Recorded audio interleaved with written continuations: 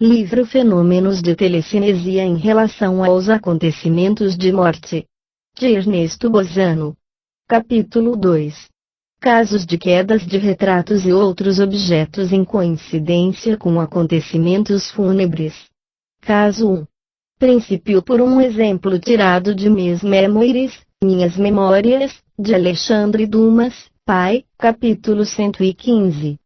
Esse autor conta como, estando uma tarde em casa de seu amigo Villeneuve, para dar-lhe uma carta que lhe haviam confiado a fim de ser entregue a esse amigo, encontrou-o adormecido numa poltrona e às escuras.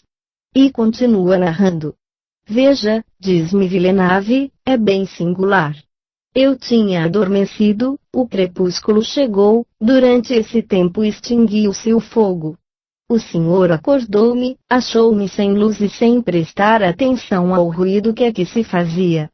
Foi sem dúvida o ar da porta que passou pelo meu rosto, mas, acordando, pareceu-me ver voltejar, diante dos olhos, qualquer coisa branca, como uma mortalha. É bem singular, não é? Perguntou, com um movimento de corpo, como se um arrepio lhe corresse pelos membros resfriados. Ei-lo aqui, tanto melhor, e estendeu-me a mão. Respondi-lhe a cortesia, passando-lhe a carta que lhe levava, da mão direita à esquerda. Que é que tem aí? Perguntou-me Villeneuve. Ah, perdão, esquecia-me. É uma carta que Françoise me entregou para dar-lhe que deu motivo a vir perturbá-lo. Obrigado. Olhe, faça favor, estenda o braço, e dê-me um fósforo. Em verdade, estou ainda muito entorpecido e, se fosse supersticioso, acreditaria em pressentimentos. Apanhei os fósforos, que lhe dei, e ele acendeu as cinzas rubras do fogão.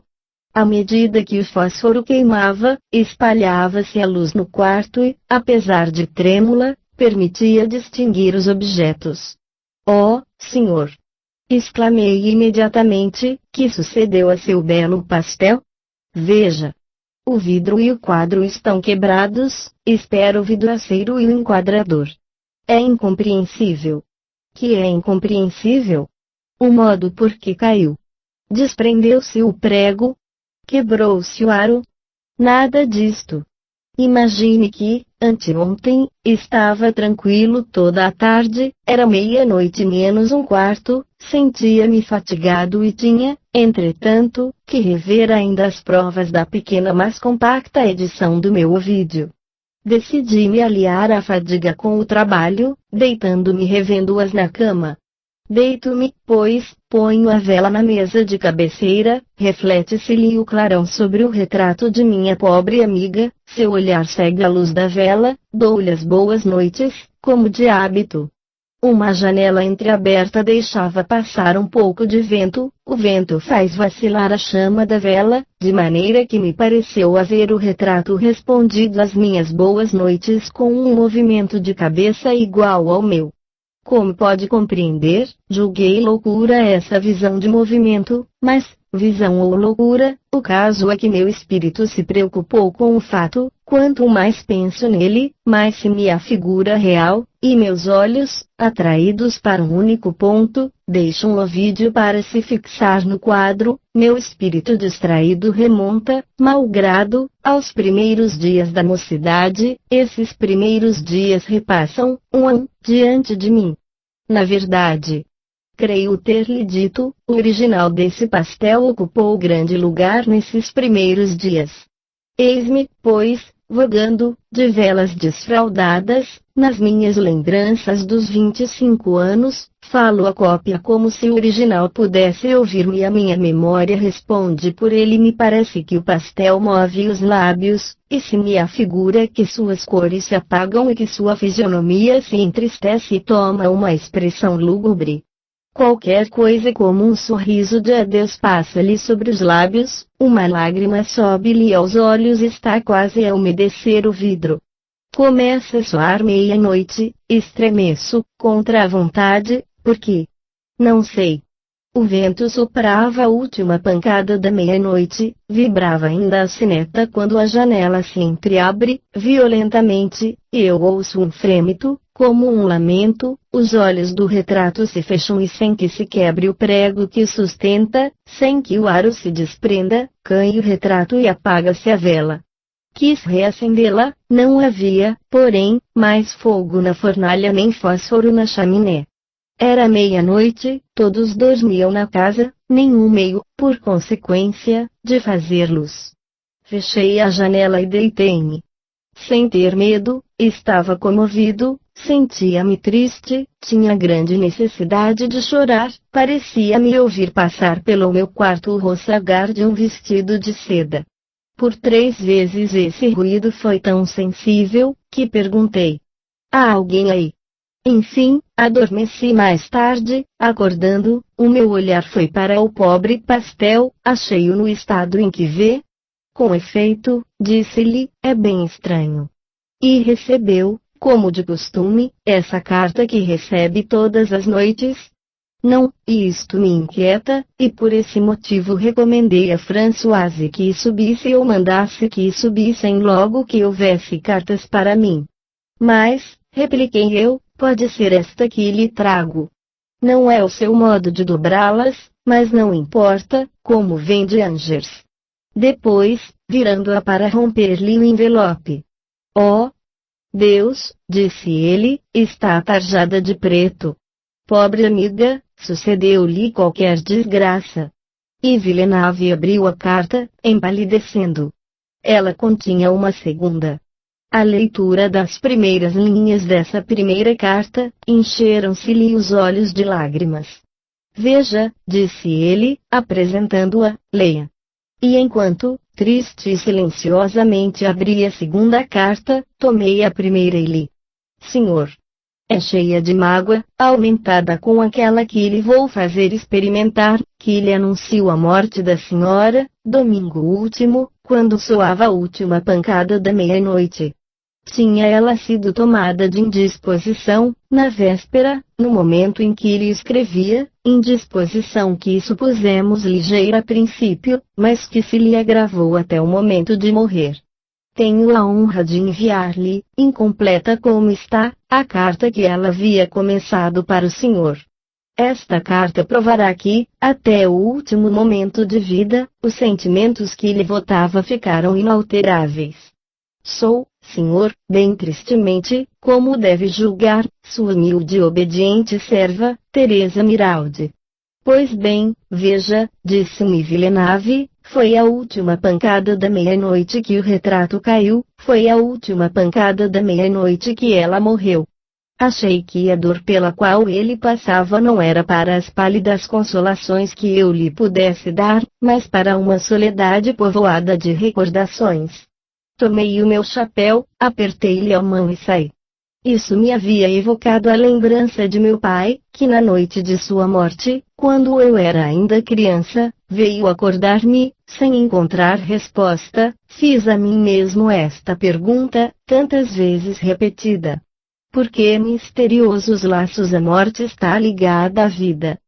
Se, no caso acima, o quadro tivesse caído por haver-se o prego destacado da parede, seria legítimo, até certo ponto, atribuir o acontecimento a uma coincidência acidental, mas, ao contrário, como se pôde ver, Villeneuve faz notar, com espanto, as circunstâncias do prego fixado na parede e do aro fixado no quadro, os quais tinham ficado em seus lugares. Ora, estas circunstâncias, insignificantes na aparência, constituem, na realidade, provas em favor de uma intervenção supranormal no incidente que se produziu. Noto, a esse respeito, que as observações sobre os pregos, os ganchos e os cordões que se encontram intactos após as quedas dos quadros, constituem a regra nas narrativas deste gênero. Casos 2 e 3. O professor A. Alexander, membro da Sociedade Inglesa de Pesquisas Psíquicas e residente no Rio de Janeiro, fez chegar ao Congresso Espiritualista Internacional, que se reuniu em Londres em junho de 1898, um longo relatório de numerosos incidentes supranormais, examinados por ele próprio. Entre estes, encontram-se 4, pertencentes à classe de que nos ocupamos. Começo pelos dois mais simples. O professor Alexander escreve: na casa do Sr. Carlos Jansen, um pequeno retrato de sua mãe foi projetado em terra no próprio dia em que esta senhora morria na Alemanha. Quando ela estava no Brasil, havia prometido a um dos seus netos que muito amava, que, no caso de morrer, anunciar-lhe-ia, fazendo cair o seu retrato, e isto, de fato, se deu. O retrato não estava pendurado à parede, mas colocado em um móvel inclinado sobre a parede, onde estava apoiado. O segundo caso teve por testemunha o tenente Costa, que citei a propósito de um outro incidente supranormal. Tinha ele um irmão chamado Antônio, que morreu durante a Guerra do Paraguai.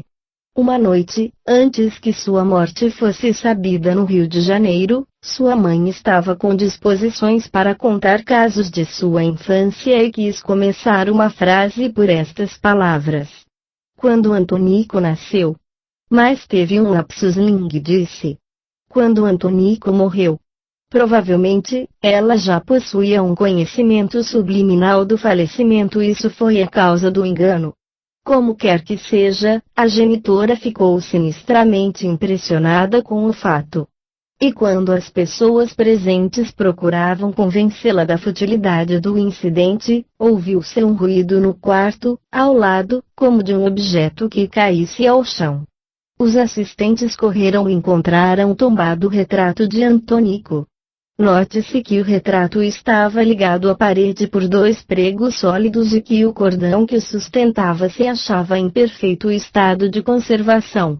Pouco depois, chegou o telegrama anunciando a morte do jovem oficial. No primeiro dos dois casos acima, observarei a promessa que a velha senhora tinha feito a seu neto, de anunciar-lhe a morte, fazendo cair o seu retrato, circunstância impressionante, que torna muito improvável a hipótese das coincidências fortuitas, em favor da espírita. Com efeito, se nesse episódio o objeto designado caiu conforme a vontade manifestada pela senhora, durante a vida, isso constitui razão demais para crer-se que a vontade da morta não era estranha ao incidente, em outros termos, que ela estava presente espiritualmente.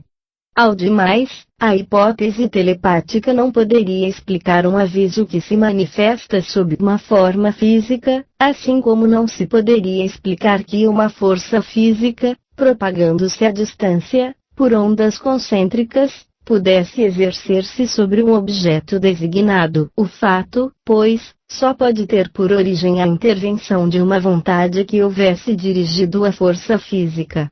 No segundo caso, noto o curioso incidente do lapsus lingue sucedido à mãe do falecido, incidente devido provavelmente ao conhecimento subliminal que ela acabava, talvez, de adquirir, da morte do filho, como justamente o disse o professor Alexander. Nesse caso, o incidente seria de natureza telepática e se teria realizado simultaneamente com o outro de natureza física, simultaneidade de realização que tenderia a provar a identidade de origem das duas formas supranormais de avisos de morte. Como o aviso telecinésico foi, naturalmente, devido à presença, no momento, da entidade espiritual do morto, disso resulta que a gênese do aviso telepático não poderia ser diferente. Teremos, aliás, oportuna ocasião de analisar, a esse respeito, casos bem mais significativos ainda. Caso 4. Extraio da Light, 1898, página 55. Por ocasião da morte do general Henri Aveloquelan, o comandante A. Honler, pertencente à brigada comandada por aquele general, narra um caso telepático que lhe sucedeu, com a visão da cena na qual o general achou a morte. Em seguida, acrescenta ele este outro episódio supranormal, coincidindo com a própria morte do general.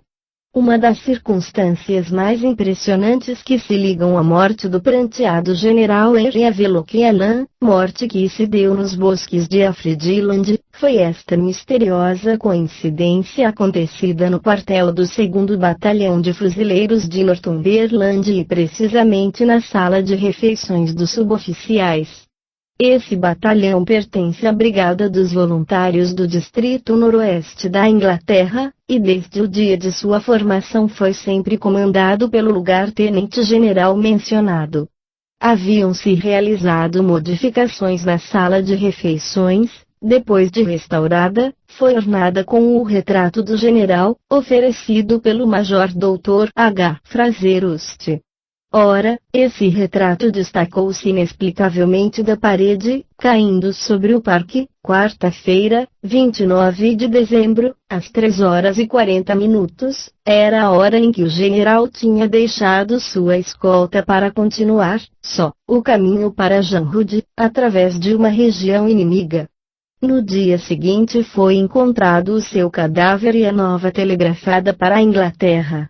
Quando o aviso do seu fim trágico chegou ao batalhão dos fuzileiros, o sargento-major e os outros militares presentes não puderam deixar de notar a relação com o incidente que se havia produzido na sala de refeições, incidente tão estranho e tão incompreensível, que as testemunhas tomaram nota da hora e do dia em que se produzira.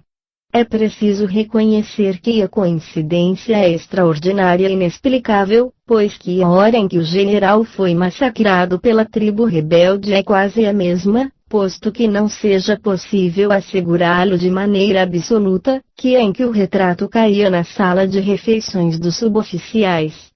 O caso acima não contém nada de teoricamente novo, mas ressalta do meio dos outros por seu valor probatório, em consequência das testemunhas em seu apoio e da data na qual o fizeram conhecer, isto é, imediatamente depois do acontecimento.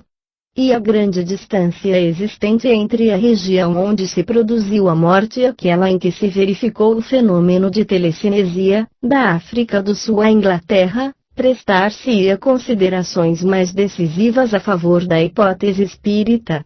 Com efeito, como dissemos, pelo que concerne aos fenômenos telepáticos, devemos renunciar à hipótese das vibrações do pensamento indo ao infinito em ondas concêntricas, porque verificamos que esses fenômenos escapam à lei física do quadrado das distâncias e que sua intensidade não diminui em consequência do afastamento, quando nenhuma espécie de vibrações poderia subtrair-se a esta lei.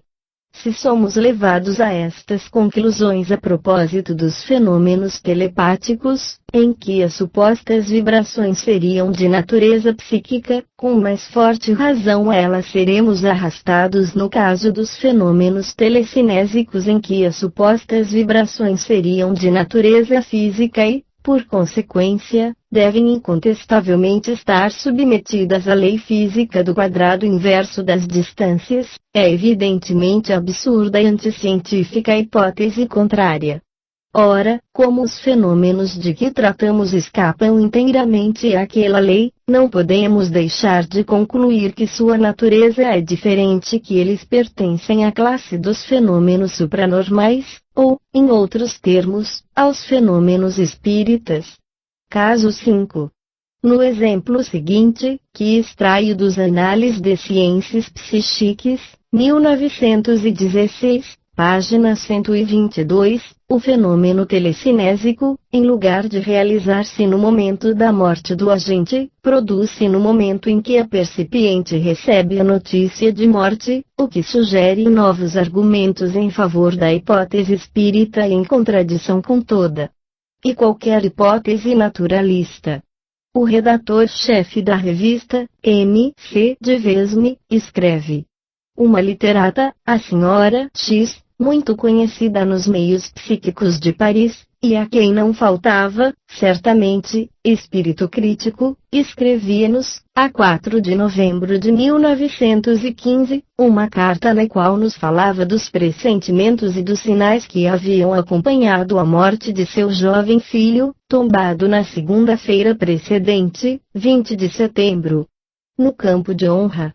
Deixemos os terríveis pressentimentos, as angústias súbitas, os sonhos temerosos. A pobre mãe sabia que o filho estava na primeira linha, pode-se, pois, de certa forma, ver aí uma causa natural.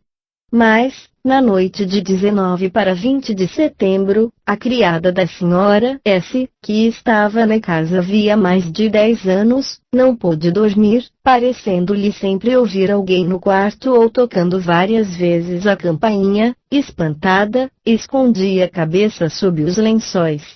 Contou o que se passava à sua patroa, quando esta, que esteve ausente durante 3 dias, chegou à casa. Na quinta-feira, 23, a senhora S. soube a dolorosa nova. Precisamente nesse instante, um espantoso ruído se fez ouvir na sala de jantar e todos para ela se precipitaram. Acabava de cair um grande quadro. A coincidência do instante exato, escreve-nos a senhora X. É já impressionante, mas há melhor.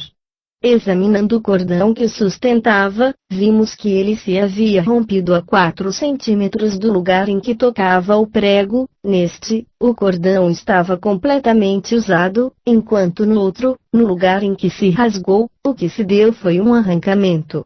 Soube depois que, ferido no domingo, 19, 20º aniversário do seu nascimento, tinha meu filho expirado na segunda-feira, 20, às 8 horas da noite. No caso acima, faremos sobressair, antes de tudo, o inexplicável incidente comum à maior parte dos episódios deste gênero, do cordão dilacerado em lugar no qual parecia estar em perfeitas condições de conservação, como se o tivessem arrancado à viva força. Segue-se, pois, que o incidente não pode ser explicado, recorrendo-se à hipótese das coincidências acidentais, e que nos achamos em face de um episódio de telecinesia autêntico. É preciso notar, agora, que o acontecimento de que se trata sucedeu 3 dias depois da morte do agente, no momento em que a mãe recebia a lúgubre notícia, o que elimina definitivamente, também, a hipótese das vibrações físicas que se propagam ao infinito, em ondas concêntricas, caso fossem necessárias ainda outras provas para eliminá-la.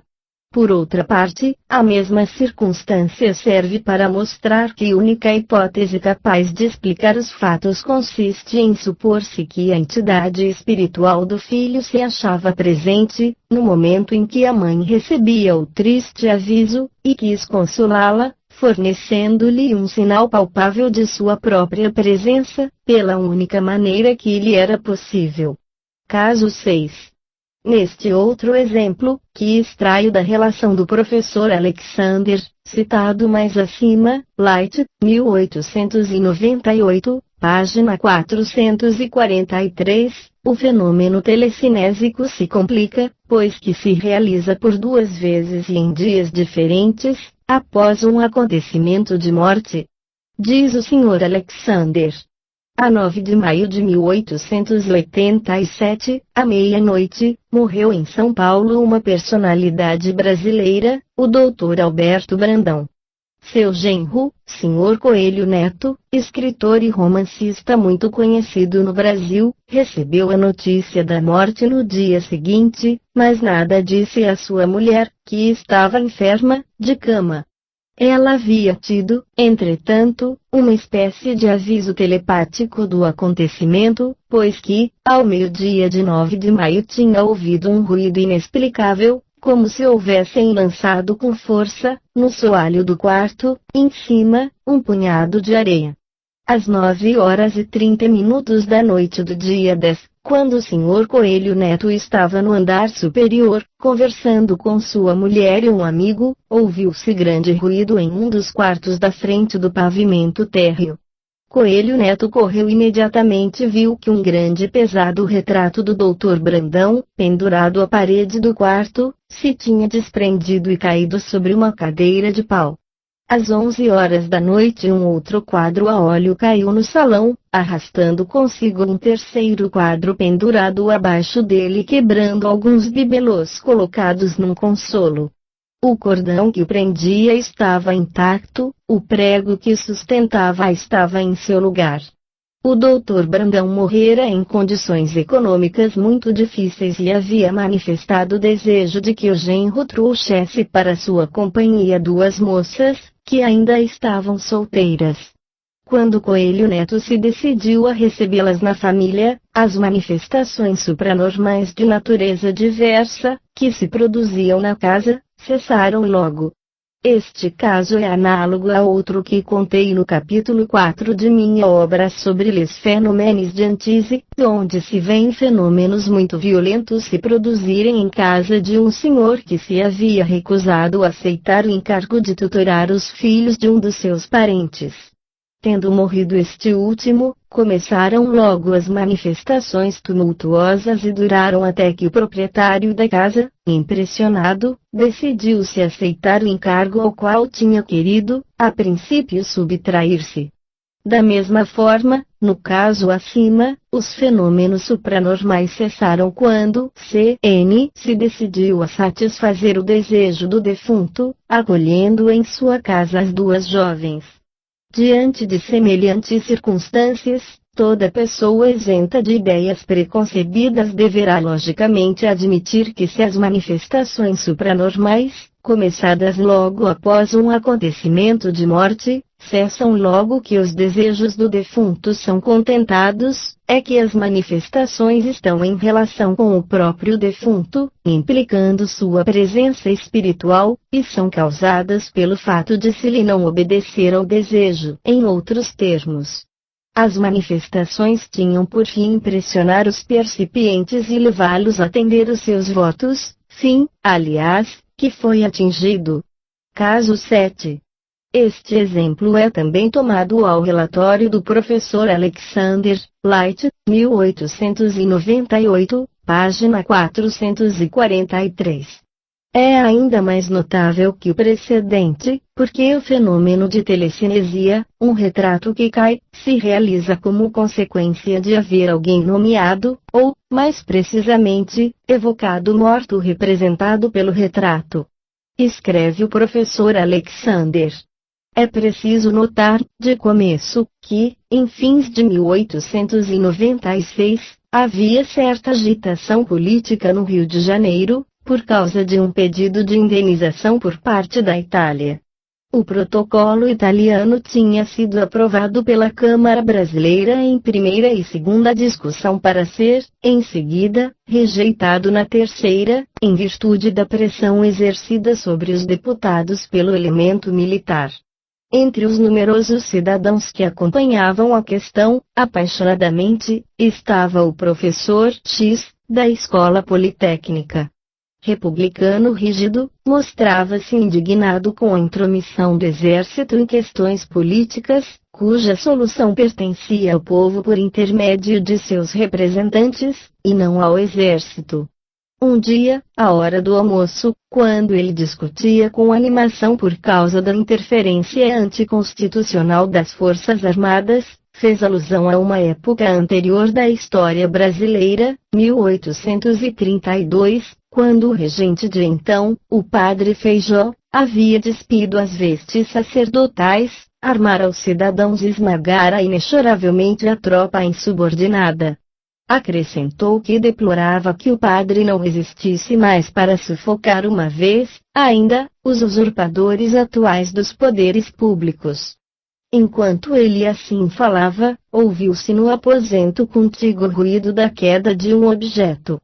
60 quadros de retratos estavam alinhados nas paredes da sala, representavam as mais ilustres notabilidades políticas, literárias e científicas do Brasil.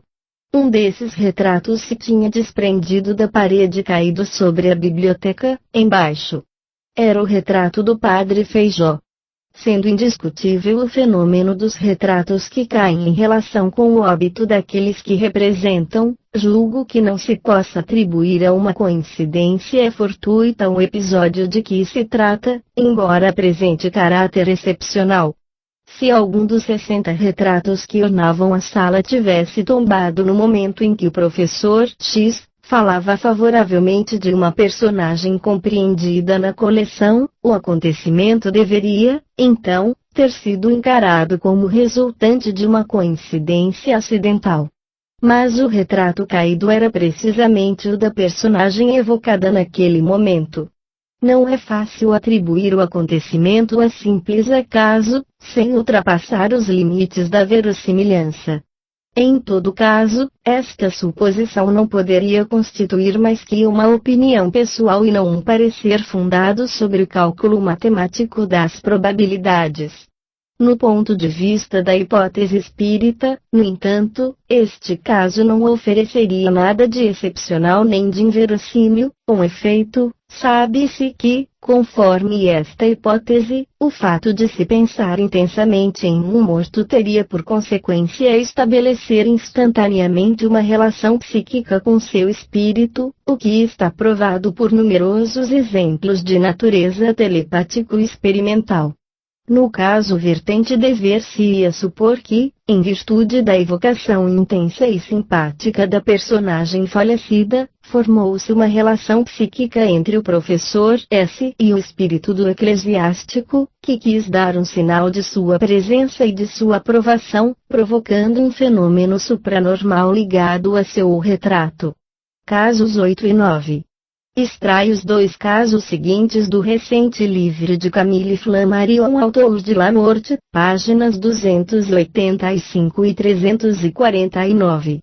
Não oferecem nada de excepcional, mas me decido a citá-los para retificar uma hipótese proposta por Flammarion para a exemplificação desses acontecimentos.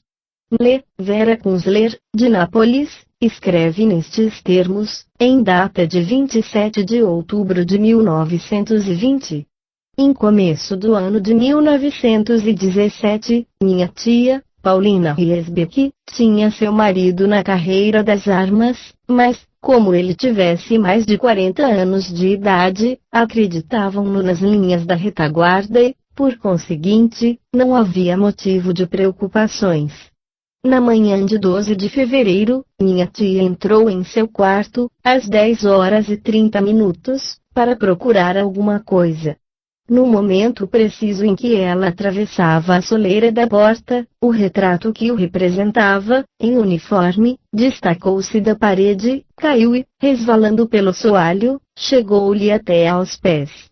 Examinados o prego e a corda que mantinham o quadro, verificou-se que estavam intactos.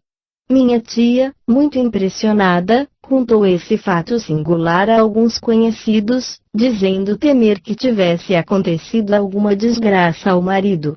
Naturalmente, responderam-lhe o que é de hábito dizer nessas ocasiões.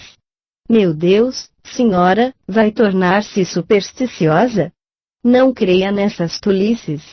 Mas minha tia, persuadida que tinha sucedido uma desventura, fez, nessa data, uma cruz vermelha em seu calendário e esperou durante 3 semanas notícias de seu marido.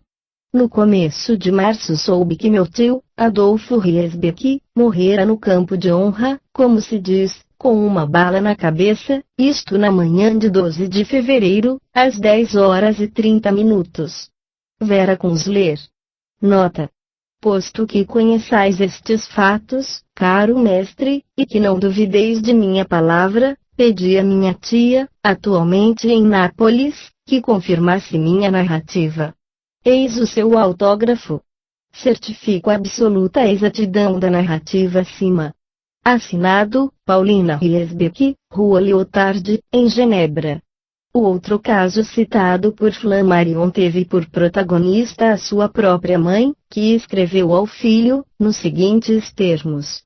Uma noite, em Santo Thibaut, em nosso quarto de dormir, fomos acordados por grande ruído, ouvindo cair um espelho que estava na chaminé, assim como o porta-relógio de teu pai. Levantei-me e verifiquei que o espelho tinha caído sobre o fogão, estando o relógio jogado no chão, de um lado, e o porta-relógio do outro. Pensei que estava tudo quebrado e, palavra, muito desgostosa, deitei-me sem olhar mais nada. De manhã, ao levantar-me, verifiquei que não se havia quebrado coisa alguma. Nessa mesma manhã o carteiro nos trouxe uma carta anunciando-nos a morte da tia Boete, irmã de meu pai, falecida à noite em Montigny. A coincidência é pelo menos estranhável. Tu sabes que tínhamos muito de que nos queixar da conduta de minha cunhada para conosco. Flammarion acrescenta a esta narrativa os comentários seguintes. Nada quebrado. Esses fatos são verdadeiramente singulares. Tudo se passa como se houvesse o intuito de chamar a atenção. Não parece, entretanto, que estas manifestações sejam voluntárias, conscientes, neste caso não teria significação nenhuma. A distância de Montigny a Santo Thibault é de 23 quilômetros, em linha reta. Parece-me bem, depois de centenas de revelações que me têm sido dirigidas, que estas transmissões são de natureza elétrica. Mais adiante, as páginas 308 e seguintes, Flammarion explica melhor seu pensamento, pelos reparos seguintes. Para os fenômenos subjetivos não temos outras explicações além das transmissões psíquicas que conhecemos, mas, para os deslocamentos reais, os movimentos verificados, é natural que pensemos na eletricidade, tendo cuidado de declarar que ignoramos absolutamente a natureza dessa força. Quantos exemplos poderíamos citar em apoio dessa assimilação? Como quer que seja, podemos pensar que a eletricidade goza de papel importante nos fenômenos aqui estudados. Tal é a opinião de Flammarion, que propõe, em suma, uma hipótese muito semelhante à vibratória. Acreditamos, por consequência, que não será difícil demonstrar que ela não é fundada. Bastará, com efeito, observar que as ondas elétricas são submetidas à lei física e se propagam em razão inversa do quadrado das distâncias, enfraquecendo à medida que avançam ao espaço, até se extinguirem praticamente. Sabe-se, no entanto, que tal não se produz nunca com a energia telecinésica e telepática, que é tão ativa a 5.000 quilômetros de distância como é alguns metros somente.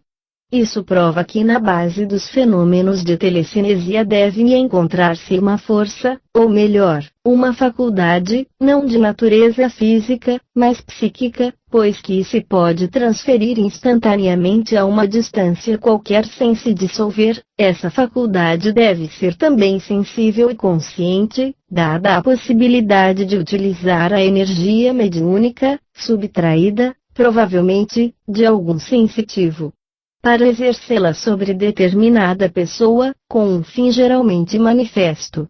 Todas essas considerações obrigam-nos a admitir que esta faculdade psíquica, sensorial e consciente consiste na presença, no lugar, da entidade espiritual do morto, interessado na questão. Esta conclusão é plenamente imposta pelos fatos expostos até aqui e ela se imporá, ainda, principalmente, por aqueles que se vão seguir. Com efeito, muitas vezes os fenômenos telecinésicos, em vez de se realizarem no momento da morte do agente, produzem-se na ocasião em que seus familiares recebem a notícia, quando, necessariamente, as pretendidas ondas elétricas se deveriam ter perdido desde muito. Em outras ocasiões, os fenômenos, depois de realizados no momento da morte, prosseguem até que haja sido satisfeito o desejo expresso pelo defunto em seu leito de morte, o que torna evidente a intenção do morto de impressionar os vivos para os arrastar a cumprir-lhe os votos. Quanto à objeção de que os meios, pelos mortos adotados, para atingirem os seus fins, parecem vulgares ou absurdos, é preciso não esquecer que esses mortos se manifestam como podem e não como querem. Reservo-me para chegar a este ponto nas conclusões desta obra, mas os reparos que aqui ficam bastam para mostrar que a tese de Flammarion não é sustentável. Ele se enganou por haver julgado por exemplos não adequados, realizados a pouca distância do moribundo e sem conter os indícios manifestos de uma intenção diretiva dos fenômenos. Caso 10. Extraio da Revue Scientifique et Morale du Spiritisme, 1906, página 742. Em minha coleção é o fenômeno de telecinese único em seu gênero, provocado por um vivo. O fato foi transmitido ao diretor da revue, Gabriel Delany, pelo Dr. Breton, com o pedido de não declarar os nomes dos protagonistas, que se acham, aliás, no relato. O pintor do Bois Menant, muito conhecido, veio passar 2 meses em Nice. Alojando em minha casa, tive o prazer de agradáveis horas de palestra com esse adiantado espiritualista, que me contou um fato psíquico. Dou-lhe a palavra. Devia vir ao meu estúdio, em Paris, a 20 de março de 1904, a senhora J. Fazendo os meus preparativos às 2h35, percebi que o cavalete, que suportava o retrato em pastel da senhora V, seria mais cômodo para meu trabalho do que o que estava disposto para esse fim. Fiz, pois, a mudança. O retrato estava em um quadro oval e sob um vidro ordinário, esperando o seu lugar definitivo.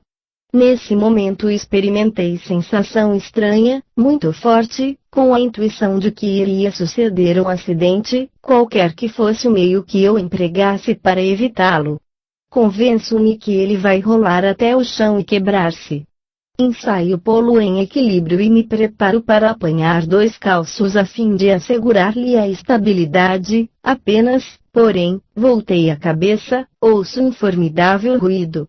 Era o retrato que jazia em terra, sob os destroços do vidro e do quadro quebrado.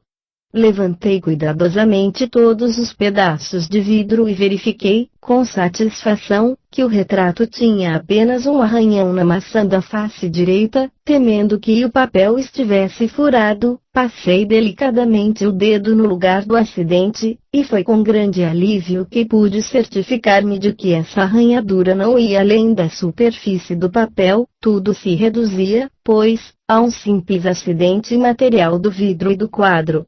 Facilmente reparável. Olhe o relógio, são 2h45, o meu modelo chega. Feito o retrato, a senhora J. me marca uma reunião às 9h da noite, com alguns amigos. A minha chegada, dizem esses senhores. Conhece o endereço da senhora V? Sim, Rua do Mercado, 43, Marché, em Neuilly. Ah! Tanto melhor, não é ela. Por quê? Que há? Esses senhores me mostram, então, o número de La Presse, dessa mesma tarde, dando notícia de um acidente acontecido durante o dia, às 2h45, domingo, 20 de março, no Metropolitano, e entre os feridos o jornal citava uma senhora V, moradora na rua Philippe Le Boucher, que tinha sido atingida por pedaços de vidro na face.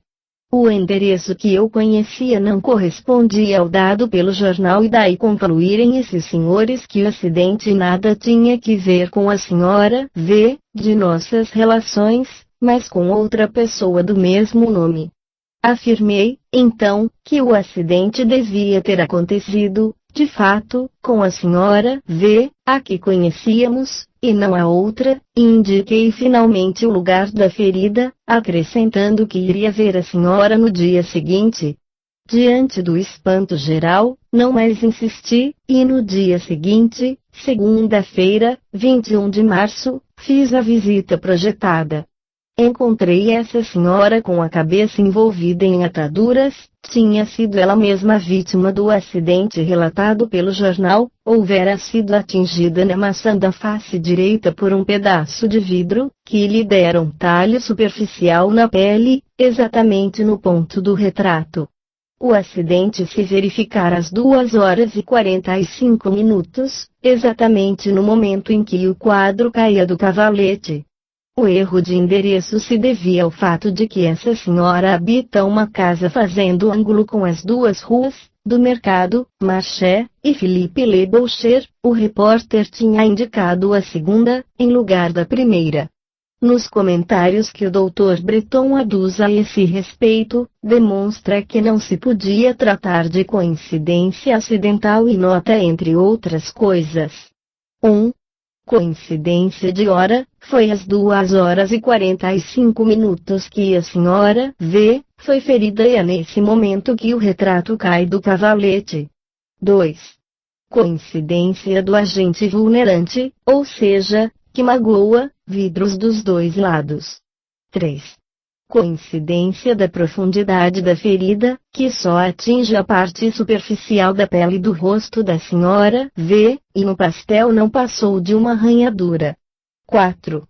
Coincidência exata de localização, visto como a ferida da senhora V, e o arranhão do pastel foram ambos a maçã da face direita. Eis coincidências.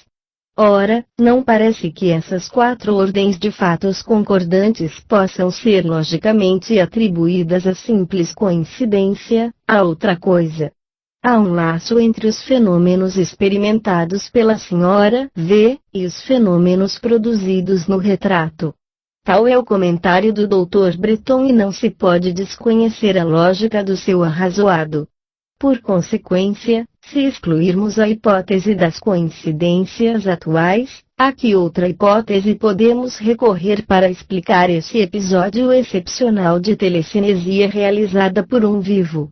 Antes de responder a essa questão é útil expor algumas considerações de ordem geral, porque o episódio é teoricamente importante, visto como demonstra que o princípio fundamental em que está baseada a hipótese espírita é justo, também, quando se trata de fenômenos de telecinesia.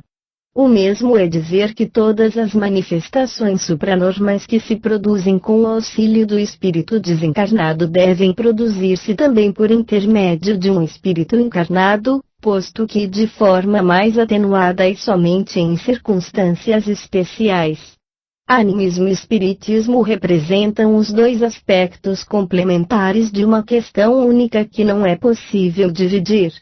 Tem-se visto sábios, apesar disso, emitir a opinião de que se chegasse a provar a origem positivamente anímica de certos fenômenos mediúnicos, pertencendo a algumas classes especiais consideradas até aqui como tendo origem espírita, a hipótese espírita tornar-se-ia supérflua e deveria cair irreparavelmente.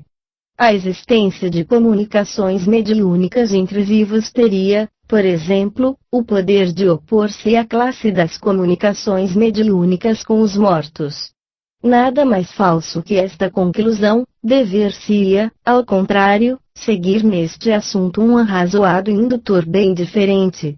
Com efeito, se o homem possui um espírito que sobrevive à morte do corpo, é que ele é incontestavelmente provido de sentidos e faculdades espirituais aptos à ambiência que o espera. Esses sentidos, essas faculdades devem, pois, existir já em estado latente, na subconsciência humana, esperando surgir e funcionar em uma ambiência espiritual, da mesma forma que os sentidos existem já no embrião, esperando surgir e funcionar na ambiência terrestre. Ora, se esses sentidos e essas faculdades existem nos esconderijos da subconsciência humana, o que se dá realmente, eles deverão, em momentos excepcionais de crise orgânico-funcional, manifestar-se por traços fugitivos no curso da existência terrestre e funcionar pela maneira transcendental pela qual funcionam depois da morte corporal. Se assim acontece, é natural que se produzam, de modo fragmentário, os mesmos fenômenos que se realizariam pela interferência de um espírito desencarnado. Se isto não se produzisse no correr da existência terrestre, não teríamos o direito de afirmar a sobrevivência da alma, mesmo em face das manifestações espíritas, porque estas nada teriam de comum com a natureza humana. Essa falta de relação entre as duas formas de existência autorizaria, ainda, a atribuir as manifestações mediúnicas a entidades espirituais existentes no espaço, não haveria razão para atribuí-las a espíritos humanos desencarnados. Em conclusão, os fenômenos anímicos, longe de poderem ser opostos à hipótese espírita, a confirmam, a apoiam e lhes são o complemento necessário. Nessas condições, resta-nos aplicar ao caso referido as deduções que acabamos de expor, notando que se a senhora V chegou a manifestar-se a seu amigo pintor, produzindo um fenômeno de telecinesia análogo ao provocado pelos moribundos e pelos mortos. Significa isso que, em consequência do acidente ferroviário no qual foi ferida, caiu provavelmente em síncope, por alguns instantes, o que determinou um fenômeno de bilotação. O seu corpo espiritual, orientado por sua vontade, transportou-se ao ateliê do seu amigo pintor, ao qual manifestou a sua presença, comunicando-lhe o acidente que lhe tinha acontecido, exercendo uma ação supranormal sobre o retrato, como acontece com os moribundos e agonizantes. Por que não se daria o mesmo nos dois casos? Não são idênticas as condições? Não é a mesma entidade espiritual que age em ambos. Caso 11. Esta narrativa faz parte de uma carta na qual a Condessa Elizabeth Bennet expõe alguns fenômenos supranormais acontecidos com sua mãe e consigo própria. Luz e Sombra, 1919, página 23. Entre os fenômenos sucedidos comigo, posso citar um. Em 1900, estava como aluna numa instituição de Cheltenham, chamada Ladies College, Colégio das Senhoras. Uma noite de junho, não me lembro o dia preciso, enquanto eu velava, ouvi cair no chão um livro que se achava sobre a mesa. Na manhã seguinte, ao apanhá-lo, espantei-me, porque o livro, estando sobre a mesa, não podia cair, a menos que fosse deslocado por alguém. Era um presente de um velho bispo protestante, pai de algumas moças minhas amigas e autor do livro. Algumas horas depois, fui à escola e soube que o bispo Gotti tinha morrido repentinamente em sua casa, em Treniton, Cornwall, na véspera desse dia. Neste caso, a ação telecinésica da parte do defunto, em lugar de se exercer sobre um retrato, seria exercida sobre o livro do qual ele era o autor, o que parece muito natural e não modifica, de forma nenhuma, a questão a resolver. Caso 12. No caso seguinte, vê-se o fenômeno telecinésico exercer-se sobre um grande balancim de relógio. Encontro nos Proceedings of the American S.P.R., 1885 a 1889, página 433. Os nomes dos protagonistas não são publicados, mas a direção da sociedade os conhece. A senhorita M.O.A. envia esta narrativa em data de 8 de fevereiro de 1888.